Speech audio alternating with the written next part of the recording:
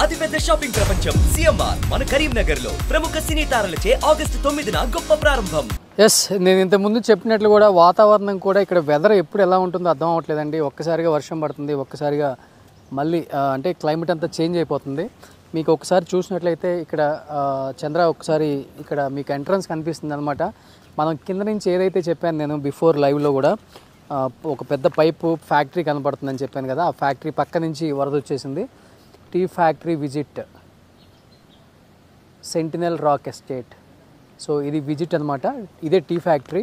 ఇక్కడి నుంచే మనకి టీ పౌడర్ ఉత్పత్తి అవుతుంది. ఇక్కడి నుంచి బయటకు వస్తుంది మార్కెట్లోకి. ఇవన్నీ కూడా టీ ఎస్టేట్స్. మీకు ఆ కొండల పై దాకా కూడా మొత్తం టీ ఎస్టేట్సే కనబడుతుందండి. కేరళ అనేది టీ కాఫీ ఎస్టేట్స్కి ఫేమస్, అందరికీ తెలిసిందే. అండ్ ఇక్కడికి వచ్చిన విజిటర్స్ ఎవరైతే ఉంటారో అండ్ చాలామంది టూరిస్టులు వాళ్ళందరూ కూడా ఇవన్నీ ఎంజాయ్ చేసిన తర్వాత అసలు టీ ఎలా తయారు చేస్తారు అనేది కూడా ఈ ఫ్యాక్టరీకి వెళ్ళి, అంటే ఇక్కడ ఉన్న ఎంప్లాయీస్ సపోర్ట్ తీసుకొని దీని లోపలికి వెళ్ళి టీ ఫ్యాక్టరీని విజిట్ చేస్తారు. అండ్ టీ ఎలా చేస్తారు ఏంటి అనేది కూడా ప్రతిదీ ఇక్కడ లోపల జరుగుతుందన్నమాట. ఇది కూడా కంప్లీట్గా అక్కడ ఉన్న ఇల్లులు మొత్తం మునిగిపోయాయి. ఈ టీ ఫ్యాక్టరీలో పనిచేసే 400 మంది కనిపించకుండా పోయారనమాట. అంటే వాళ్ళందరికీ సపరేట్గా క్వార్టర్స్ ఇక్కడ ఉన్నాయన్నమాట. అది ఇంకొంచెం ఒక 1 కిలోమీటర్ ముందుకెళ్తే మీకు కనిపిస్తుంది. దీని బ్యాక్ సైడ్ క్వార్టర్స్ ఉన్నాయి. సో ఇది టీ ఫ్యాక్టరీ. ఒకసారి లోపలికి వెళ్ళే ప్రయత్నం అయితే చేద్దాం. ఎందుకంటే ఇవన్నీ కూడా బఫర్ జోన్స్ అనమాట. ప్రతి చోట కూడా బఫర్ జోన్ అని పెట్టేశారు ఇక్కడ.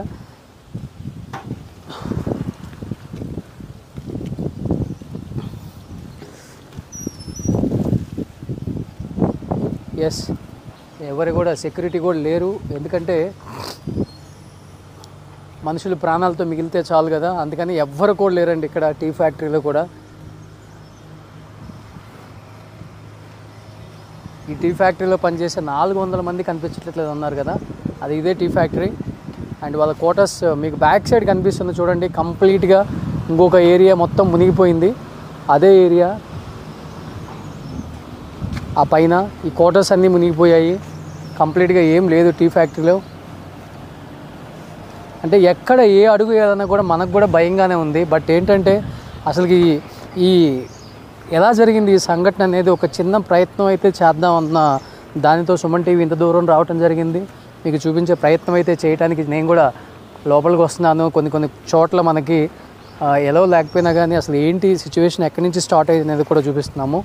ఎందుకంటే ఫస్ట్ 130కో 145కో పెద్ద సౌండ్ వచ్చినప్పుడు ఫస్ట్ జరిగిన సంఘటన అయితే ఇక్కడతో ఆగిపోయింది అనుకున్నారు. బట్ ఒక 10 to 15 minutes గ్యాప్లోనే ఇంకొక పెద్ద సౌండ్ వచ్చింది. అంటే ఇంకొక కొండ చర్య విరిగి పట్టడం వల్ల మొత్తం రెండు కలిసి ఒకే ఇట్లా వచ్చేసిందని చెప్తున్నారు. ఇదే టీ ఫ్యాక్టరీ. మొత్తం మీకు మిషన్స్ కనిపిస్తున్నాయి. ఈ యొక్క టీ ఫ్యాక్టరీ మాత్రం సేఫ్గా ఉంది, ఏం అవ్వలేదు దీనికి. లోపల మీకు కనిపిస్తున్నాయి చూడండి టీ తయారు చేసే మిషన్స్ ఇవన్నీ కూడా. దీని బ్యాక్ సైడ్ ఏమన్నా మనకి ఎవరైతే సర్వెంట్ క్వార్టర్స్ ఉంటారో ఆ క్వార్టర్స్ మొత్తం మునిగిపోయినాయి అని చెప్తున్నారు. అక్కడ కూడా జేసీబీతో వర్క్ జరుగుతుంది. మీరు కొంచెం అక్కడ చూపిస్తే కనపడుతున్నాయి చూడండి మనకి జేసీబీలు. వెనక జేసీబీ కనపడుతుంది మీకు బ్లూ కలర్లో. అక్కడ జేసీబీ వర్క్స్ అన్నీ జరుగుతున్నాయి అనమాట. అక్కడ కూడా మొత్తం ఉన్న క్వార్టర్స్లో ఉన్న 400 మంది ఎంప్లాయీస్ అండ్ కొన్ని గెస్ట్ హౌస్లు కూడా కొట్టుకుపోయాయి. కొంతమంది మేనేజర్స్ కూడా లేరని చెప్తున్నారు ఇక్కడ. ఒకసారి బ్యాక్కి వెళ్ళి అక్కడ సిచ్యువేషన్ ఏంటో ఒకసారి చూసే ప్రయత్నం అయితే మనం కూడా చేద్దాం ఒకసారి. సో మనం ఏదైతే మాట్లాడుకున్నామో కింద టీ ఎస్టేట్లో చాలామంది దాంట్లో పనిచేసే వలస కూలీలు, దాంట్లో పనిచేసే ఎంప్లాయీస్ వీళ్ళందరూ కూడా దాని ఫ్యాక్టరీ బ్యాక్ సైడ్ జీవిస్తున్నారని చెప్పాను కదా. కనిపిస్తుందండి వాళ్ళ జీవనాధారం కోసం ఎక్కడి నుంచో వచ్చి ఇక్కడ జీవిస్తున్న వాళ్ళందరూ ఇల్లులు కూడా కొట్టకపోయాయి. పూర్తిగా మీకు కనబడుతుంది ఇంట్లో సంబంధించిన వంట సామాను, చైర్లు. అసలుకి అక్కడ చూడండి ఒక ఆటో మీకు అక్కడ కనిపిస్తుంది చూడండి, ఒక ఆటో. అంటే ఎంత పెద్ద చెట్లు విరిగి పడ్డాయో ఒకసారి చూడండి పూర్తిగా. అంటే ఆ ప్రళయం ఎంత వేగంగా వచ్చిందో కూడా మనకు క్లియర్గా అర్థమవుతుంది. దాదాపు ఇంత హైట్స్లో ఉన్న చెట్లు కూడా కింద వేర్లతో సహా కుంగిపోయి పడిపోయి ఇల్లులు మొత్తం కూలిపోయి ఇంట్లో అసలుకి. అంటే ఇప్పుడు అందరికి ఉన్న డౌట్ ఏంటంటే ఆ ఇళ్ళల్లో కూడా బాడీస్ ఉన్నాయేమో అని కూడా కొంతమంది రెస్క్యూ టీమ్ చూస్తున్నారు. అండ్ అక్కడ మీకు కార్లు ఇవన్నీ కనిపిస్తున్నాయి. కొంచెం ముందుకు రండి, అలానే ముందుకు వస్తే మీకు కార్లు కనిపిస్తున్నాయి. ఇంకా ఇక్కడ కొంతమంది రెస్క్యూ టీమ్ కూడా ఇక్కడ బాడీస్ని తీశారు. ఇంతకుముందే మనం వచ్చేటప్పుడు అంబులెన్స్ వెళ్ళింది, ఆ అంబులెన్స్లోనే ఈ ఇంట్లో 4 బాడీలు తీశారు. ఇక్కడ కంప్లీట్గా ఇల్లులు మొత్తం అసలుకి పీస్ అయిపోయినాయి. ఇల్లులు అయితే ఏమాత్రం కొంచెం కూడా లోపల ఇది చూడండి ఇల్లులు ఎట్లా పడిపోయినాయి అసలుకి.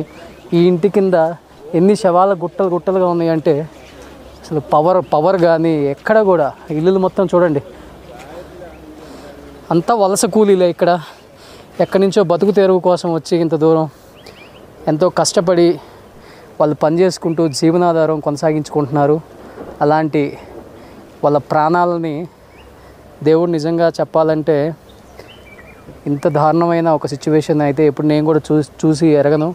ఇలాంటివి మనం చూడకూడదని నిజంగా దేవుడిని కోరుకుందాం. కరోనా తర్వాత ఒక హోప్ వచ్చింది, జనానికి హ్యాపీగా ఉన్నారు, మళ్ళీ అందరూ హ్యాపీగా జీవిస్తున్నారు అనుకున్న టైంలో ఒక్కసారిగా ఒక ఊరు కొట్టకపోవటం అనేది చాలా బాధాకరంగా ఉందండి.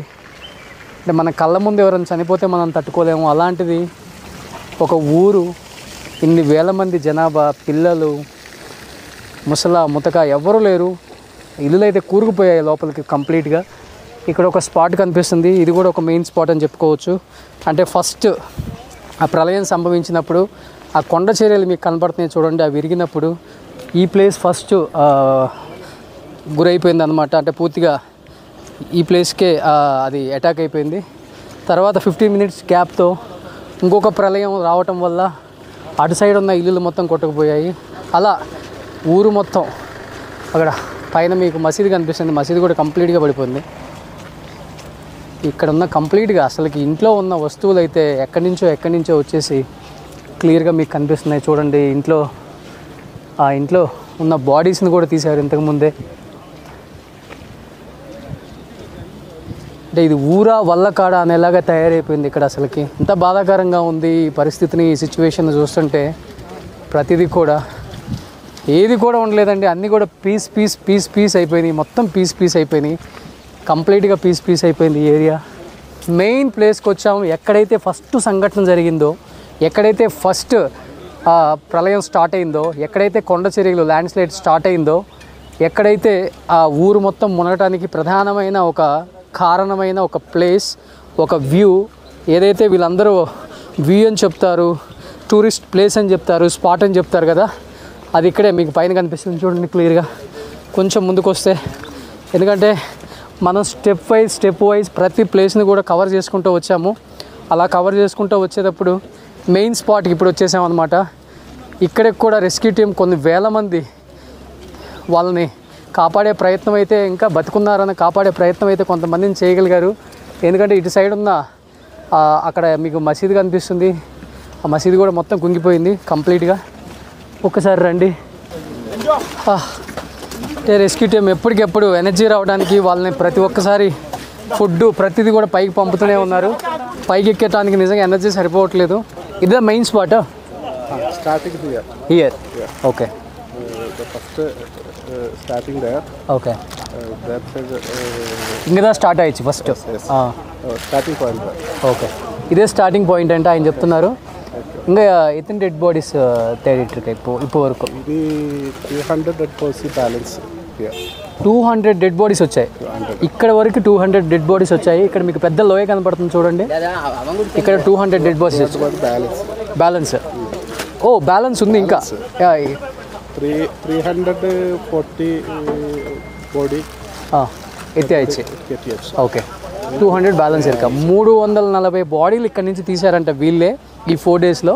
ఇంకా 200 బాడీలు బ్యాలెన్స్ ఉంది. ఎందుకంటే గవర్నమెంట్ లిస్ట్ ఇస్తుంది కదా, ఆ గవర్నమెంట్ లిస్ట్ ప్రకారం ఇక్కడ ఈ ఊర్లో ఎంతమంది ఉన్నారో ఆ లిస్ట్ ప్రకారం వాళ్ళు స్టెప్ బై చూసుకుంటూ వచ్చారు. అక్కడ 300 అన్నారు, ఇక్కడ వీళ్ళు 340 అన్నారు, అక్కడ 400 అన్నారు, ఇంకా ఇక్కడ 240 బ్యాలెన్స్ ఉందన్నారు. ఇలా రెస్క్యూ టీం కూడా ఎప్పటికప్పుడు బాడీస్ని తీస్తూనే ఉన్నారు. ఎక్కడ కూడా వాళ్ళ బాడీస్ని ఇంకా అయిపోయింది కదా, ఒక సంఘటన జరిగింది కదా అని వదిలేసే పని అయితే ఎవరు చేయట్లేదండి. కంప్లీట్గా బాడీస్ని తీసి వాళ్ళ రిలేటివ్స్కి పంపించే ప్రయత్నమే చేస్తున్నారు. ఇంకా ఒకసారి స్పాట్ అదే చెప్తున్నారు, ఒకసారి స్పాట్కి వెళ్దాం. ఇప్పటిదాకా ఎన్నో ఛానల్స్లో సంఘటన ఎక్కడ జరిగిందో అనే ఫస్ట్ స్పాట్ ఎక్కడ చూడలేదండి. For the first time Suman TV ఎక్కడ స్పాట్ జరిగిందో ఆ ప్లేస్కి వచ్చామన్నమాట. ఇప్పటి వరకు అన్ని మీడియా ఛానల్స్, నేషనల్ మీడియా కావచ్చు, మిగతా ఛానల్స్ కావచ్చు, ఎక్కడైతే ఫస్ట్లో మనకి ఫస్ట్ స్పాట్ సెకండ్ స్పాట్ ఉంది చూసారా, అక్కడ 2 షాట్లు మాత్రమే కవర్ చేయడం జరిగింది. ఎందుకంటే అక్కడి నుంచి ఇక్కడికి రావడానికి దాదాపు 4 కిలోమీటర్స్ వాక్ చేసుకుంటూ రావాలి. కానీ నేను అసలుకి స్పాట్ ఎక్కడ జరిగింది ఏంటి తెలుసుకోవడానికి ఈ 4 కిలోమీటర్స్ కష్టపడి పైకి రావడం జరుగుతుంది. అంటే అట్లీస్ట్ అంటే ఇది కవర్ చేయడానికి ఇంకోదానికో కాదు, అసలు స్పాట్ జరిగిన ప్లేస్ చూస్తే మనకు అర్థమవుతుంది. అంటే ఇంత దారుణం జరగడానికి ఆ స్పాట్లో ఎంత పెద్ద దారుణం జరిగిందో ఒకసారి చూస్తే అర్థమవుతుంది. చూడండి, మనకి ఒక రివర్స్ ఉంటాయి చూసారా, మనకి కృష్ణా రివర్, బ్రహ్మపుత్ర రివర్ ఏ రేంజ్లో ఉంటాయో ఆ రేంజ్లో ఇక్కడ చూడండి ఎంత పెద్దగా మొత్తం కొండ చర్యలు విరిగిపడి ఒక లోయలోగా తయారైంది. చూడండి ఒకసారి, అదిగో స్పాట్ కనిపిస్తుంది కదా మీకు. అసలు స్పాట్ ఇప్పుడు స్పాట్కి వచ్చేసాం. ఇదే స్పాట్ అక్కడి నుంచే ఫస్ట్ స్టార్ట్ అయింది. ఇక్కడ చూడండి, మీకు దాదాపు ఒక 1000 మీటర్ల పైగా ఇంకా 1000 పైగా ఉంటుంది. 1000 మీటర్ల పైగా మొత్తం భూమి ఎక్కడికెక్కడికి పగిలిపోయి మొత్తం బండరాళ్ళు మొత్తం కూడా కొండ చర్యలు మొత్తం కూడా ఈ ప్రాంతం గుండా ఇక్కడికి వచ్చేసరికి మళ్ళీ మీకు కనిపిస్తుంది చూడండి. ఇక్కడ మళ్ళీ ఆ కొండ చర్యలు అలానే ఉన్నాయి. అక్కడి నుంచే ఆ స్పీడ్కి తట్టుకోలేక మొత్తం భూమి కంపించిందని చెప్పుకోవచ్చు. ఆ భూమి కంపించడం వల్ల మొత్తం ఓవర్గా స్ప్రెడ్ అయిపోయి ఆ వరద అనేది ఓవర్గా రావటం వల్ల ఈ ఊరు కొట్టకపోయింది. ఇప్పుడు చూడండి ఒకసారి ఊరంతా వ్యూ కనబడుతుంది మీకు. ఒకసారి కంప్లీట్ వ్యూ ఒకసారి చూడొచ్చు ఇప్పుడు మీరు ఆ ఊరిని. మనం ఎక్కడైతే నిలబడ్డామో ఇక్కడ వరకు కూడా వాటర్ వచ్చింది. అంటే దాదాపు ఒక 1000 ఫీట్స్ పైనే ఉండుంటుంది కింద నుంచి పైకి. ఎందుకంటే నేను చెప్పేది ఇక్కడ విషయం కాదు, అక్కడ విషయం దాదాపు 1000 మీటర్ల పైగా ఉండొచ్చు పొడవు, కింద డెప్త్ ఉండొచ్చు. అందుకోసమే అంత దారుణం జరిగిందని చెప్పుకోవచ్చు. అలా కట్ అయ్యి మొత్తం ఇలా వెళ్ళిపోయి ఊరంతా నిండిపోయింది. అందుకనే ఒక ఊరు కొట్టకపోవడం జరిగింది, ఇంతమంది చనిపోవడం జరిగింది. బతికిన దాఖలాలు లేవని చెప్తున్నారు. ఇక్కడే 340 బాడీలు తీశారు. ఇంకా 200 పెండింగ్ ఉన్నాయి. ఇక్కడే 340 బాడీస్ తీసాం మేము, రెస్క్యూ టీం కూడా చెప్తుంది అనమాట. అది జేసీబీలు కూడా చాలా కష్టపడుతున్నారు, బాడీస్ని తీసే ప్రయత్నం చేస్తున్నారు. చూడండి, ఇక్కడ మసీదు ఉంది. ఇక్కడ మసీదు కూడా మొత్తం పూర్తిగా కొండ చర్యలు తగలటం వల్ల పైపార్ట్ వరకు మిగిలింది. ఇల్లులు అయితే ఒకసారి ఇది స్పాట్ కాబట్టి మెయిన్ ఇక్కడే ఎక్కువ ప్రాణ నష్టం, ఆస్తి నష్టం 2 జరిగాయి ఇక్కడే. మనం చెప్పాం కదా బిఫోర్, మనం మాట్లాడుకున్నట్లుగానే బిఫోర్ లైవ్లో ఇది ప్లేస్ ఫస్ట్ జరిగిన ప్లేస్. ఈ ప్లేస్ నుంచి స్టార్ట్ అయిందనమాట ఆ సంఘటన. ఇక్కడి నుంచే కొండ చర్యలు విరిగిపట్టడం అండ్ వాటర్ ఫ్లో కూడా వేగంగా రావటం వల్ల ఇక్కడ చాలా వరకు ఇల్లులన్నీ నామరూపాలు లేకుండా అయిపోయాయి. చూడండి ఇల్లులు ఒకసారి, అసలు ఇల్లులు ఎలా అయిపోయాయి చూడండి. ఇంట్లో ఏం మిగలలేదు పాపం. ఇల్లులు మొత్తం కంప్లీట్గా లోపలికి వెళ్దామంటే చాలా వరకు అందరికి భయం వేస్తుంది. స్లాబ్ ఎక్కడ ఊడి పడిపోతాయేమని. పిల్లర్స్ చూడండి ఒకసారి. ఇక్కడ ఇది ఊర్లో లేదండి పాపం.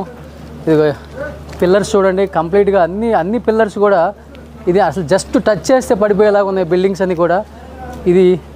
ఇది షాప్ అనుకుంటా పాపం. మొత్తం షాప్ మొత్తం కూడా ఎట్లా అయిపోయిందో చూడండి. ఈ షాప్ అంతా కూడా దారుణంగా అయిపోయింది మొత్తం. షాప్ చూడండి ఎలా అయిపోయిందో మొత్తం పాపం.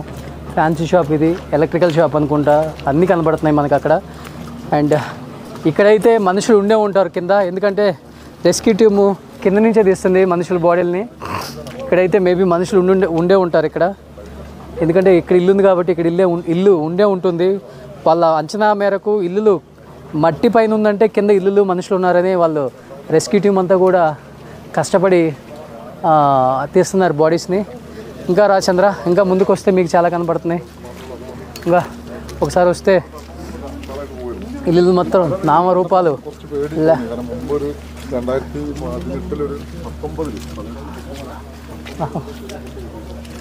ఇది కూడా షాపే మనకు కనిపిస్తుంది. ఇక్కడ ఇల్లులు ఉన్నాయి, ఈ ఇల్లులన్నీ కూడా కొట్టకపోయినాయి. ఆ సైడ్ కనిపిస్తుంది, అక్కడ ఇల్లులు ఉన్నాయి, అవి కొట్టకపోయినాయి. ఉన్నారేమో, వాళ్ళతో మాట్లాడే ప్రయత్నం చేద్దాం. అక్కడైతే ఒక ఇల్లు మాత్రం మిగిలి ఉంది. అక్కడ ఒకసారి మాట్లాడే ప్రయత్నం చేద్దాం మనం కూడా. అసలుకి ఇంకో ஃப்ரெண்டு சொந்தக்கார யாருமே இல்லையா? பட் இவங்க இந்த வீட்டில் இருக்கிறது எல்லாருமே நல்லா இருக்குங்க. அந்த கீழே இருக்கிற வீட்டில் எல்லாமே போயிட்டு இருக்கா. எத்தனை பேர் போயிட்டு இருக்கா? ஒரு 200 325 மார்னிங். వీళ్ళ పక్కన కనిపించే విలేజ్ అనంట 325 ఇక్కడ అక్కడి నుంచి అక్కడ ఉన్న ఇల్లులు వెళ్ళిపోయాయి. కేవలం మిగిలింది ఈ 10-15 ఇల్లులు మాత్రమే. இதுதான் நம்மளுக்கு இங்கே இருக்க அவங்க இந்த 10-15 வீடு தான் இருக்கா, எல்லாமே போயிட்டு இருக்கா. வீடில் இருக்கிறத ஆளுங்களை எல்லாருமே யாருமே இல்லையே. கீழே 320 ஆளை காண்மானில் இப்போ. సో ఇది ఆయన చెప్తున్నారు. ఇక్కడ దాదాపు 325 మెంబర్స్ కొట్టుకుపోయారు. ఇక్కడ ఎవరు లేరు పూర్తిగా. మిగిలిన ఈ 10 ఇళ్ళల్లో వాళ్ళు కూడా ఏమైపోయారు అర్థం కావట్లేదని చెప్తున్నారు. ఆయన కూడా ఆ కనిపించే ఒక 1 కిలోమీటర్ లోపు వాళ్ళు ఇల్లు అని చెప్తున్నారు. ఒకసారి ఇంకా టీం పైకి వెళ్తున్నారు. అసలుకి ఇంకా పైన ఏముంది, అసలు ఏంటది, ఒకసారి మనం కూడా పైకి వెళ్ళి చూసే ప్రయత్నం చేద్దాం. పైన అసలు అంటే మంచి మంచి గెస్ట్ హౌస్లు ఉన్నాయి. అంటే ఇక్కడ కూడా హైఫై పీపుల్ ఉన్నారు, మంచి ఎంప్లాయీస్ ఉన్నారు. ఎందుకంటే ఇది కూడా మంచి స్టేట్, వాయనాడ్ స్టేట్. రాహుల్ గాంధీ గారు ఇక్కడి నుంచి ఎంపీగా బరిలో దిగి గెలవటం జరిగింది. అండ్ పక్కనే వాయనాడ్ కనిపిస్తుంది మనకి. అండ్ ఇక్కడ కూడా పెద్ద పెద్ద వ్యాపారవేత్తలు కూడా ఉన్నారు. ఇల్లు చూస్తే అర్థం అవుతుంది మనకి.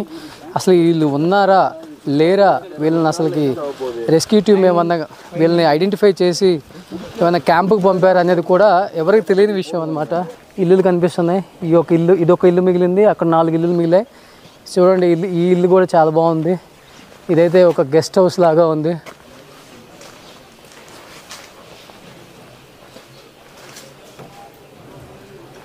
ఇంట్లో ఎవరు లేరు, లాకల్ చేస్తున్నాయి అన్నీ కూడా. అంటే ఐడి కార్డ్స్ మటుకు కొట్టుకొని వచ్చాయి. ఐడి కార్డ్స్ కొట్టుకొచ్చాయి. ఇంకొక ఇల్లు మనకు పైన కనపడుతుంది. ఆ ఇంట్లో ఏంటి పరిస్థితి చూద్దాం. అంటే కంప్లీట్ ఇక్కడ ఉన్న గేట్లన్నీ కొట్టకపోయాయి, ఇల్లు మాత్రం మిగిలింది అసలుకి. ఇది ఒక గెస్ట్ హౌస్ లాగా ఉంది. ఇది కూడా చాలా పెద్ద హౌస్. ఇక్కడైతే మనకి ఎవరు కనిపించట్లేదు.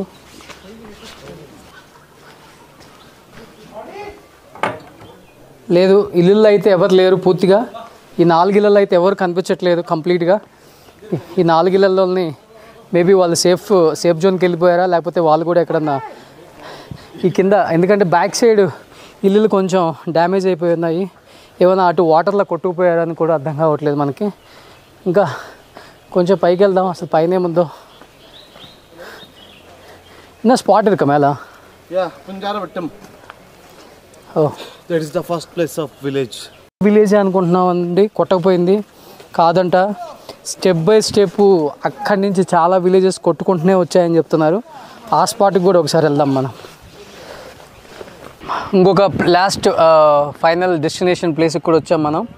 దాదాపు 12 కిలోమీటర్లు నడుచుకుంటూ వచ్చి ఈ ప్లేస్కి వచ్చామండి మనం. మొత్తం 12 కిలోమీటర్స్ కూడా వాక్ చేసుకుంటూ రావాల్సిందే. వెహికల్స్ అలౌ చేయట్లేదు. ఓన్లీ రెస్క్యూ టీమ్కి సంబంధించిన ఫుడ్, వాటర్ బాటిల్స్, వెహికల్స్ మాత్రమే అలౌ చేస్తున్నారు. మీకు కనపడుతుంది కంప్లీట్గా.